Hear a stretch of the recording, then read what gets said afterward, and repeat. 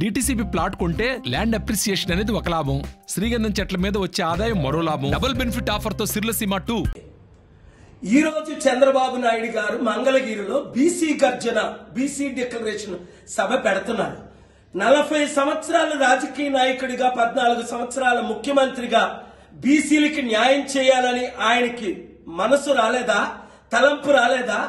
ఎర్రం నాయుడు గారు లాంటి బీసీలను ముఖ్యమంత్రి చేయాలని ఈ చంద్రబాబు నాయుడిని నమ్మిన వాళ్ళు అందరూ పవన్ కళ్యాణ్తో సహా సర్వనాశనం అవుతారు. చిత్తశుద్ధి ఉంటే బీసీని ముఖ్యమంత్రిగా ప్రకటించు.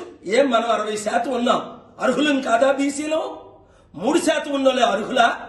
అందుకనే గద్దరాన్ని వీళ్ళందరికీ గుడ్ బై చెప్పి ప్రజాశాంతి పార్టీలో చేరారు.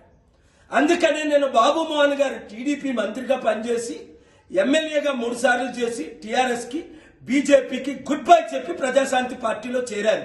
చిత్తశుద్ధి ఉన్న ప్రతి ఒక్కరు బీసీలందరూ, ఎస్సీ, ఎస్టీ, క్రిస్టియన్, ముస్లిం ఏకము కండి ప్రజాశాంతి పార్టీని గెలిపించండి.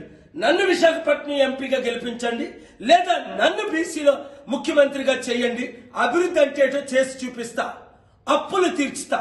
కదిలి రండి, మోసపోకండి. ఈ దొంగల ముఠా నుంచి బయటికి రండి. చిత్తశుద్ధితో బడుగు బలహీన వర్గాలు ఏకము కండి. మరిన్ని వీడియోస్ కోసం ఛానల్ ని సబ్స్క్రైబ్ చేయండి. లేటెస్ట్ అప్డేట్స్ కోసం వాట్సాప్ ఛానల్ ని ఫాలో చేయండి. అండ్ లింక్ డిస్క్రిప్షన్ లో ఉంది.